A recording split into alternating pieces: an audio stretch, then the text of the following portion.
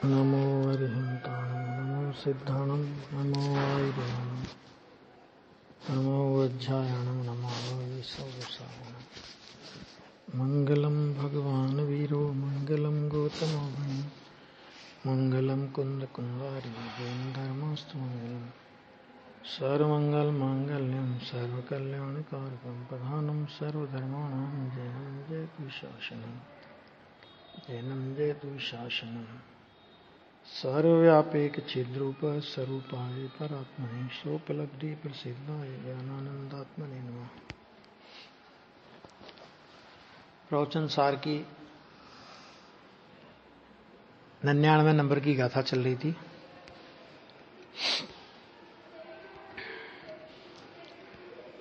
इसमें परिणाम के उत्पाद वे द्रव्य और द्रव्य बताने के लिए और परिणाम में वर्तने वाले परिणामी वस्तु को भी उत्पाद वे द्रव्य बताने के लिए यहाँ पर एक मोती की माला के दृष्टांत की चर्चा चल रही है। अब यहाँ पर अपना पेज नंबर इसमें से निकालिए। नहीं 59 आ गया। नहीं आगे बढ़ गया। 59 में ये नीचे से दूसरा पैरा है। द्रव्य की सत्ता, ये पहले कहा हमने उसके पहले कि पहले परिणाम के उत्पाद वे द्रव्य की बात की थी और यहां द्रव्य के उत्पाद वे द्रव्य की बात की है। द्रव्य की सत्ता अर्थात द्रव्य का अस्तित्व उत्पाद वे द्रव्य वाला है। मात्र उत्पाद रूप, वे रूप या द्रव्य रूप द्रव्य की सत्ता नहीं है ना। किंतु उत्पाद वे द्रव्य ऐसे 3 लक्षण वाली ही द्रव्य की सत्ता है। उत्पाद वे और द्रव्य ऐसी 3 पृथक पृथक सत्ताएं नहीं हैं, किंतु वे तीनों मिलकर एक सत्ता है ना। ऐसा ये जो उत्पाद वे द्रव्य की सत्ता की बात की तो उन्होंने कहा कि वो 3 अलग अलग सत्ता नहीं है, पहली बात। और कोई अकेला उत्पाद रूप माने, अकेला वे माने और अकेला द्रव्य माने तो ऐसा भी नहीं है। उत्पाद वे ध्रुवात्मक ये होने पर भी 3 पृथक पृथक सत्ता नहीं है। पहले तो जो परिणाम उत्पन्न हुए वे अपनी अपेक्षा से उत्पाद रूप, पूर्व की अपेक्षा से वे रूप और अखंड प्रवाह की अपेक्षा से द्रव्य रूप, ऐसे परिणाम की बात की थी। ये पहले हो गई। और यहां तो अब अंतिम योगफल माने सारांश निकालकर द्रव्य में उत्पाद वे द्रव्य उतारते हुए ऐसा कहा है कि द्रव्य में पीछे पीछे के परिणाम प्रकट होते हैं, इससे द्रव्य का उत्पाद है। पहले पहले के परिणाम उत्पन्न नहीं होते, इसलिए द्रव्य वे रूप है और सर्व परिणामों में अखंड रूप से प्रवर्तमान होने से द्रव्य ही द्रव्य है। इस प्रकार द्रव्य को त्रिलक्षण अनुमोदना। ये दृष्टांत दिया था माला का कि जैसे माला फिराते अपन लोग, तो फिराते हुए माला में माना कि 10 नंबर का मोती अपने हाथ में आया, 10 नंबर के मोती पर अपन आए तो 10 नंबर का मोती वो कहलाएगा उत्पाद रूप। 9 नंबर का मोती उस समय हाथ में से निकल गया, मानो वो गया तो वो उसको बोलेंगे उसकी अपेक्षा से वे रूप। और मोती जो जहां है वो वहीं है ना, तो इस अपेक्षा से बोलेंगे उसको द्रव्य रूप, है ना। ये बात हुई थी।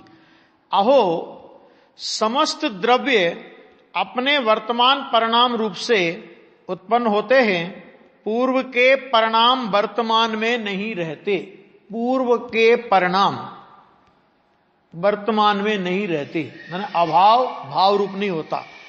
इसलिए पूर्व परिणाम रूप से वे को प्राप्त है और अखंड रूप से समस्त परिणामों के प्रवाह में द्रव्य द्रव्य रूप से वर्तते हैं। बस उत्पाद वे द्रव्य रूप से वर्तते हुए द्रव्य टंकोत किरण सत है। इसमें कोई हेरफेर नहीं कर सकता। एक परिणाम को भी इधर से उधर करने की किसी की क्षमता नहीं है, चाहे वो इंद्र अहमिंद्र और जिनेन्द्र तक भी क्यों ना हो, है ना। ऐसे सत में कुछ भी आगे पीछे नहीं होता। सत में तो नहीं होता, अपनी मति में आगे पीछे करने की हम जो प्रयास करते हैं तो इसलिए वो मति विकृत है।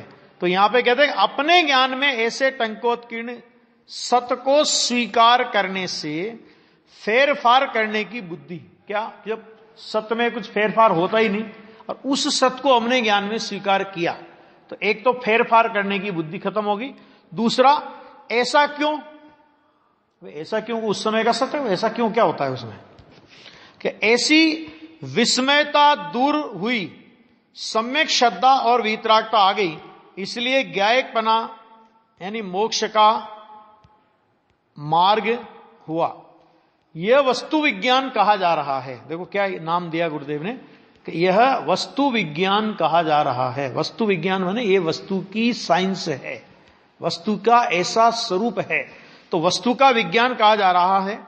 पदार्थ का जैसा स्वभाव है वैसा ही उसका ज्ञान करना सो पदार्थ विज्ञान है। पदार्थ का विज्ञान क्या है? विज्ञान किसे कहते हैं? जो जैसा पदार्थ है उस पदार्थ की वैसी व्यवस्था का ज्ञान करना, उसका नाम विज्ञान है।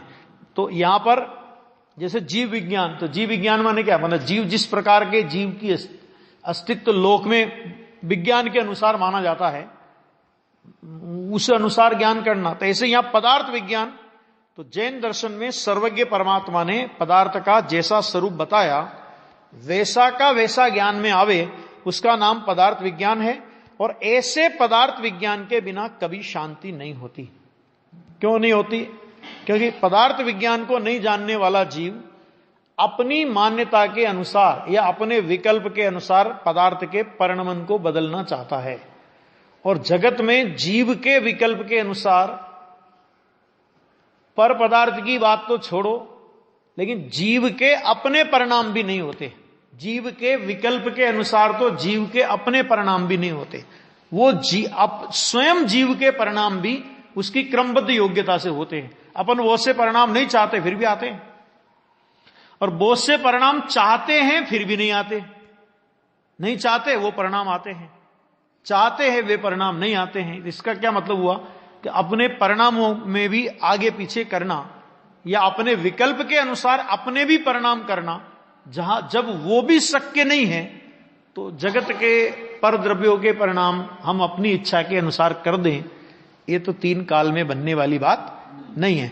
और इस बात को स्वीकार नहीं करता क्योंकि अज्ञान में जीव, इसलिए उसको शांति नहीं होती, क्योंकि वो चाहता है वैसा होता नहीं तो आकुलता बनी रहती है। और इस वस्तु विज्ञान को स्वीकार कर ले तो क्या होगा कि पहली बात तो एकत्व बुद्धि मिट गई, कि परिणामों को मैं बदल सकता हूं यह अभिप्राय तो मिट गया। और परिणामों को बदलने का कदाचित विकल्प आया भी तो क्या होगा? नहीं परिणाम बदला तो क्या होगा कि ठीक है नहीं बदला तो क्या दिक्कत है उसमें, मेरे विकल्प के अनुसार परिणाम कहां होते हैं। मैंने विकल्प के साथ ही अस्थिरता है, अभी ज्ञानी को भी विकल्प तो आ सकता है, एकत्व बुद्धि नहीं होने पर भी विकल्प आ सकता है, लेकिन विकल्प के साथ ही समाधान भी तो है ना उसके साथ तत्व ज्ञान का। तो वो विकल्प से उतनी आकुलता उसको नहीं होती, अथवा वो विकल्प ज्यादा लंबाता नहीं है, विस्तृत नहीं होता है ना, ऐसा यहां पे कह रहे हैं। देखो, जहां प्रत्येक वस्तु उत्पाद वे द्रव्य स्वभाव वाली है ऐसा जाना, वहां वस्तु के भिन्नत्व की बाड़ बंध गई। जैसे अपन बांध लेते हैं ना भाई, ये तुम्हारी बाउंड्री, ये हमारी बाउंड्री, ये उसकी बाउंड्री, ये उसकी बाउंड्री, तो ऐसे ही प्रत्येक वस्तु में उत्पाद वे द्रव्य की बाड़ बंध गई। माने हर वस्तु अपनी उत्पाद वे द्रव्य रूप त्रिलक्षण परिणाम पद्धति में वर्तती है, उससे बाहर कोई वस्तु कभी वर्तती नहीं। तो सब वस्तु की बाउंड्री बन गई, तो एक की बाउंड्री में दूसरा जाए तो उसे लोक में भी अनैतिक व्यक्ति बोला जाता है कि कितना अनैतिक आदमी है कि अपनी बाउंड्री छोड़ करके दूसरे की बाउंड्री हड़पना चाहता है, तो लोक में भी उसे अनैतिक कहते हैं। ऐसे ही यहां पर भी अगर अपने उत्पाद वे द्रव्य से बाहर पर द्रव्य के उत्पाद वे द्रव्य में कुछ भी करने का प्रयास करे तो उसे लोकोत्तर मार्ग में अनैतिक व्यक्ति कहते हैं, अनैतिक जीव कहते हैं। मेरे उत्पाद वे द्रव्य में पर का अभाव है और पर के उत्पाद वे द्रव्य में मेरा अभाव है। मेरे द्रव्य गुण पर्याय में मैं और पर के द्रव्य गुण पर्याय में पर, ऐसा निश्चित करने से पर के द्रव्य गुण पर्याय का स्वामित्व छोड़कर स्वयं अपने द्रव्य गुण पर्याय का रक्षक हुआ। जब नक्की हो गया ना सबका अपना अपना है, तो पर का स्वामित्व छोड़ा और अपने द्रव्य गुण पर्याय की मर्यादा में अपने अस्तित्व को स्वीकार किया, तो वो वास्तव में अपना रक्षक हुआ। अर्थात द्रव्य द्रव्य के आश्रय से निर्मल पर्याय का उत्पाद होने लगा, ये हो गया, ये हुई अपनी रक्षा। अभी तक क्या होता था कि पर का कुछ कर दूं, पर मैं ऐसा कर दूं, उसका ऐसा कर दूं, उसका ऐसा कर दूं, इस मिथ्या अभिप्राय से अपनी आत्मा का प्रति समय घात हो रहा था, अपनी आत्मा का नाश कर रहा था। अभी क्या हुआ कि जब उत्पाद वे द्रव्य स्वरूप को जाना तो उत्पाद वे से दृष्टि हटी और त्रिकाली ध्रुव स्वभाव पर दृष्टि गई, तो अपने में निर्मल परिणति की उत्पत्ति हुई, और निर्मल परिणति की उत्पत्ति हुई तो इसका नाम धर्म है। यही अपनी रक्षा है। सच में ये आत्मा के प्राणों का घात होने से बचाने वाला महाअहिंसा धर्म है, ये है इसका नाम। पहले पर को मैं बदल दूं ऐसा मानता था, तब पराश्रय बुद्धि से विकार भावों की उत्पत्ति होती थी, क्योंकि पर को बदल दूं तो 24 घंटे उपयोग किधर रहता था, तो 24 घंटे पर की ओर झांकेगा, 24 घंटे पर को देखेगा। तो जब 24 घंटे पर को देखता रहेगा तो उससे क्या होगा, पराश्रय भाव से क्या होगा कि विकार भावों की ही उत्पत्ति होगी। जब जब भी पर की ओर लक्ष्य जाएगा तो पर की ओर लक्ष्य जाने पर कभी भी निर्मलता उत्पन्न हो ऐसा नहीं होता, और अपनी ओर लक्ष्य जाने से विकार की उत्पत्ति हो ऐसा नहीं हो सकता। मैंने स्वाश्रय से विकार नहीं और पराश्रय से कभी भी निर्विकार दशा नहीं, पराश्रय से विकार ही और स्वाश्रय से निर्विकार दशा ही। पराश्रय में अपनी आत्मा के अलावा कोई भी हो, अशुभ भाव के निमित्त रूप परद्रव्य हो या शुभ भाव के निमित्त रूप परद्रव्य हो, यानी अपना घर परिवार हो चाहे देवशास्त्र गुरु हो, जो पराश्रय से विकार की उत्पत्ति होगी, पराश्रय से कभी भी धर्म नहीं हो सकता, है ना। भगवान की ओर लक्ष्य जाएगा तो पुण्य पुण्य का परिणाम हो जाएगा, यानी कषाय की मंदता का परिणाम हो जाएगा, है ना, लेकिन होगा विकार ही। और घर परिवार की ओर लक्ष्य जाएगा तो पाप परिणाम होगा, लेकिन होगा विकार ही।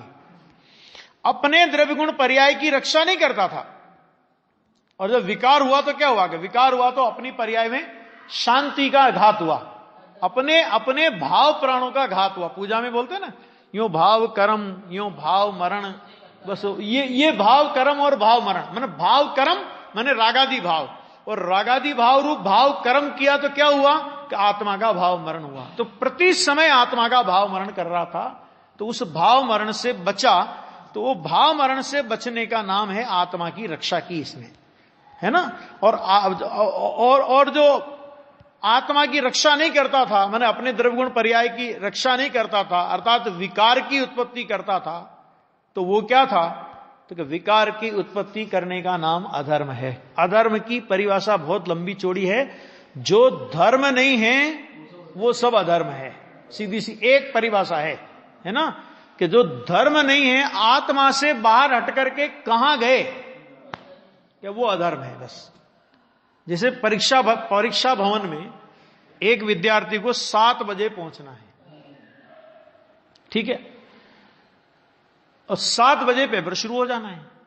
अब 2 विद्यार्थी 7:30 बजे पहुंचे, तो परीक्षक ने पूछा कि भैया तुम लेट क्यों आए, तो एक ने कहा गुरुजी वो अलार्म भरना भूल गया था, थोड़ा उठने में लेट हो गया, और फिर चाय पानी पिए बिना तो आ नहीं सकता था। तो कोई बात नहीं, अगले साल आपका हम फिर से स्वागत करेंगे, जाओ।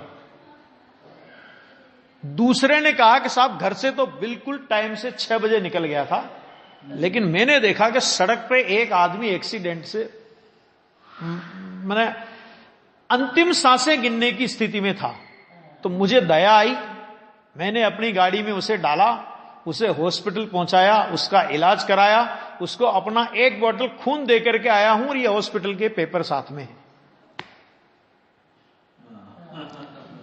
मैंने परोपकार का काम किया। परीक्षक ने कहा आप भी पधारिए, आपका भी हम अगले साल स्वागत करेंगे।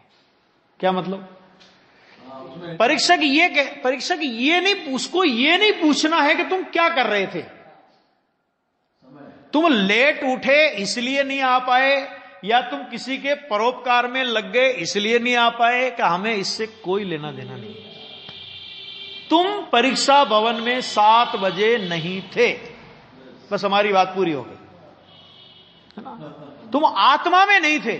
अरे साहब क्या बात करते हो, आत्मा में नहीं था तो क्या हुआ, मैं भगवान के मंदिर में था। कि तुम भगवान के मंदिर में थे, या तुम घर में थे, तुम दुकान में थे, कि स्वाध्याय भवन में थे, कि उससे हमें कोई मतलब नहीं। तुम आत्मा में नहीं थे, बस बात इतनी है ना। तो आत्मा में होना उसका नाम धर्म, और आत्मा के अलावा कहीं होना तो विकारी भाव है, विकारी भाव हुआ धर्म है।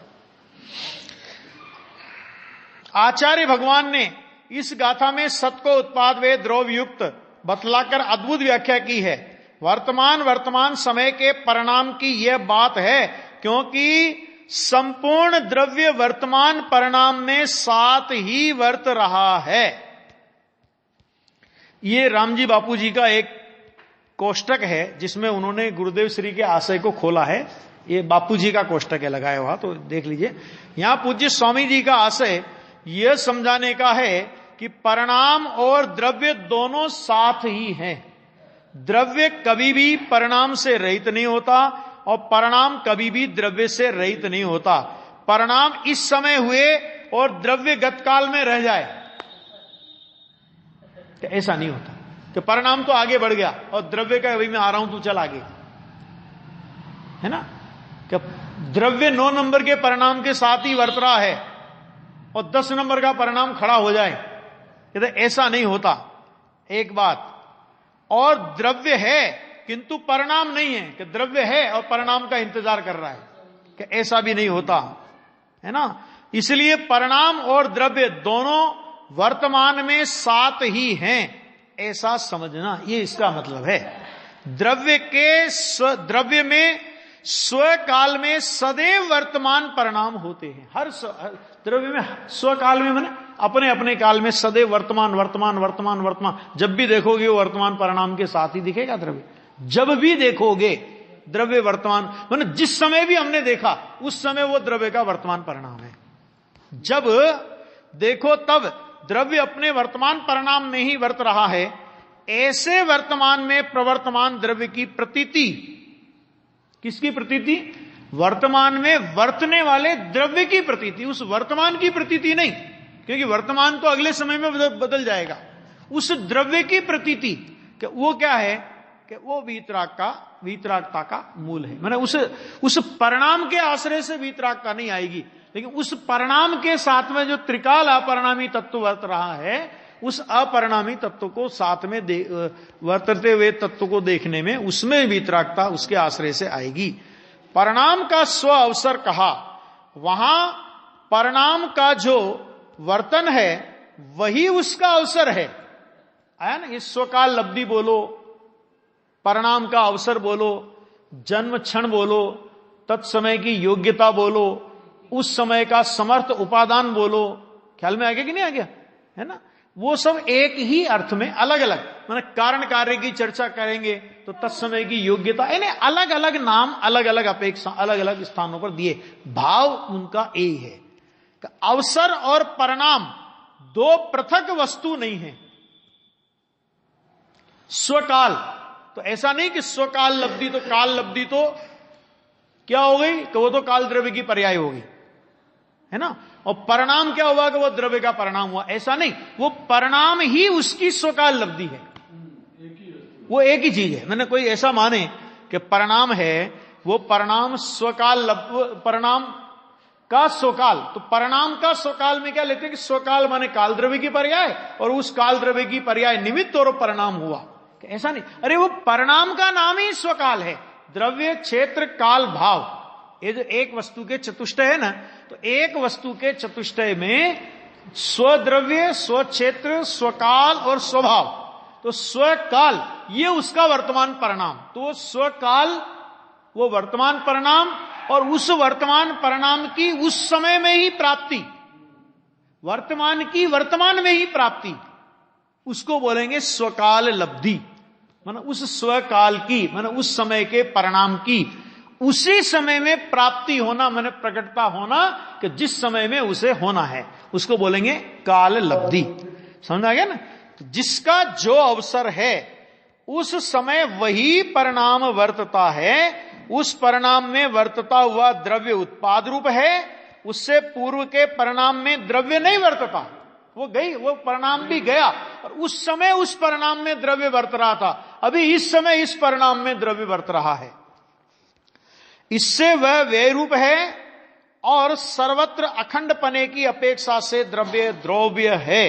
इस प्रकार उत्पाद व्यय द्रव्य रूप त्रिलक्षण पना प्रसिद्धि को पाता है।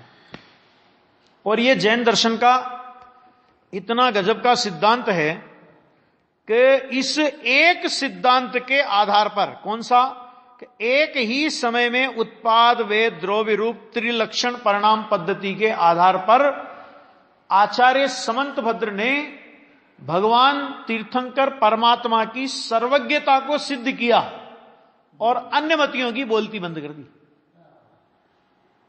उनके यहां एक समय में उत्पाद व्यय द्रव्य ये कोई व्यवस्था है ही नहीं। अभी समय तक तो पहुंच ही नहीं सके, एक सेकंड में असंख्यात समय होते हैं। ये बात बता दो जैन दर्शन के अलावा किसी के पास हो तो, कोई एक बोल ऐसा बता दो जैन दर्शन के, एक पर्याय शब्द किसी और के पास हो तो बता दो। अपने भले पर्याय नाम से बोलते हो, लेकिन पर्याय शब्द जो वाच्य है, वाचक है, और उसका वाच्य जो परिणाम है यानी पर्याय है, ये किसी के पास नहीं। एक एक समय का परिणाम, उत्पाद वे द्रव्यता है ना, उस समय का सत्य, स्व अवसर में होने वाला, ऐसी शब्दावली भी इस जैन दर्शन के अलावा अन्यत्र नहीं मिलेगी। शब्दावली, भाव की बात तो बहुत दूर है, शब्दावली भी अन्य दर्शनों के पास ये नहीं है। जीव और अजीव समस्त द्रव्य उनके अनादि अनंत परिणाम में सत हैं। वह सत स्वतः सिद्ध है, उसका कोई दूसरा रचयिता या परिणमन कराने वाला नहीं है। न तो भगवान रचना करने वाला है, न कर्म उसकी रचना करता है, न एक द्रव्य दूसरे द्रव्य की रचना करता है। जब रचना नहीं करता तो परिणमन कराता भी नहीं।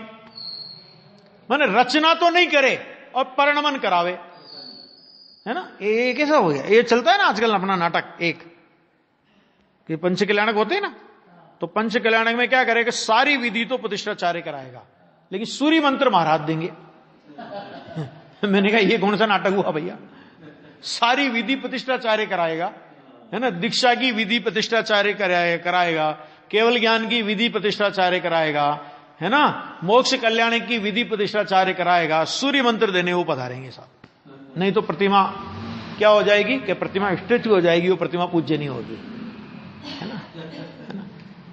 यहां भी वही बात कही कि कोई उसका रचने वाला तो कोई नहीं है, मतलब रचा तो वो अपने आप है। अरे जब द्रव्य अपने आप रचित है तो द्रव्य का जो कुछ भी होगा, भाई द्रव्य किसी की रचना नहीं है, तो द्रव्य में जो कुछ भी होगा वो किसी की रचना हो, ये बात कहां से आई। तो द्रव्य किसी का रचित नहीं है, तो द्रव्य माने क्या, उत्पाद वे द्रव्य, तो उत्पाद वे द्रव्य भी किसी का रचा हुआ नहीं है। जिस प्रकार कोई द्रव्य अपना स्वरूप छोड़कर अन्य रूप नहीं होता, उसी प्रकार कोई भी द्रव्य के परिणाम भी आगे पीछे नहीं होते।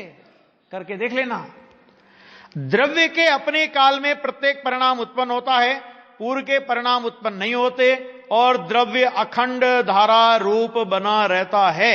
ऐसे उत्पाद व द्रव्य स्वभाव वाले द्रव्य को जानने से अपने ज्ञायक स्वभाव की प्रतीति होती है, और उस ज्ञायक स्वभाव की सन्मुखता से भगवान आत्मा स्वभाव धारा में बहता है। स्वभाव धारा में बहता है माने स्वभाव धारा में परिणमन होने लगता है, माने जैसा स्वभाव है वैसा उसका निर्मलता निर्मलता निर्मलता निर्मलता निर्मलता निर्मलता रूप परिणमन होने लगता है। विभाव धारा के वे को प्राप्त होता है, और उस प्रवाह में स्वयं अखंड रूप से ध्रुव रहता है। इस प्रकार वीतरागता होकर केवल ज्ञान और मुक्ति होती है। अहो, मुक्ति के कारण भूत ऐसा लोकोत्तर वस्तु विज्ञान समझाने वाले संतों को शत शत वंदन हो। इस तरह कहकर ये आचार्य देव की एक तरह से 99 गाथा यहां पर गुरुदेव ने प्रवचन में पूरी की। और उसके बाद वो तो भावार्थ पर प्रवचन है, भावार्थ में उतना अपन ने देख लिया था। अब इसके बाद जो अपनी 100 नंबर की गाथा आएगी उसमें यह विषय आएगा कि अब उत्पाद व्यय और द्रव्य का परस्पर अविनाभाव दृढ़ करते हैं। अविनाभाव माने एक के बिना दूसरे का नहीं होना, एक दूसरे के बिना हो ही नहीं सके ऐसा भाव। माने उत्पाद व द्रव्य की जो चर्चा 99 नंबर की गाथा में आचार्य देव ने की, 100 नंबर की गाथा में आचार्य देव ये फरमाएंगे कि उत्पाद व और द्रव्य है वो परस्पर अविनाभाव है। माने एक नहीं हो तो उसके बिना दूसरा भी नहीं हो सकता। माने उत्पाद नहीं हो तो वे भी नहीं होगा, और उत्पाद और वे नहीं हो तो द्रव्य भी नहीं होगा, द्रव्य नहीं हो तो उत्पाद वे नहीं होंगे। इस तरह एक दूसरे का ऐसा कनेक्शन है कि एक नहीं हो तो दूसरा भी नहीं हो सकता, एक के बिना दूसरा भी नहीं हो सकता, है ना। इसलिए ये विरुद्ध स्वभाव होने पर भी उत्पाद वे परस्पर में कैसे लगेगा कि परस्पर में लगेगा विरुद्ध, कि विरुद्ध स्वभाव होने पर भी अविरुद्ध रूप से प्रत्येक वस्तु में यह धर्म पाया जाता है। विरुद्ध धर्मत्व शक्ति नाम की एक आत्मा में शक्ति है। उत्पाद वे द्रव्यत्व शक्ति है ना, और एक है विरुद्ध धर्मत्व शक्ति। माने इस तरह के विरुद्ध धर्म को एक साथ धारण करके रखे, ऐसी आत्मा में सामर्थ्य है, ऐसी आत्मा में क्षमता है, ऐसी आत्मा में योग्यता है। बस अब इस गाथा की चर्चा अपन आगे करेंगे, तो इसको अपन देख लेंगे फिर बाद में। 100 नंबर की गाथा कल से चालू करेंगे।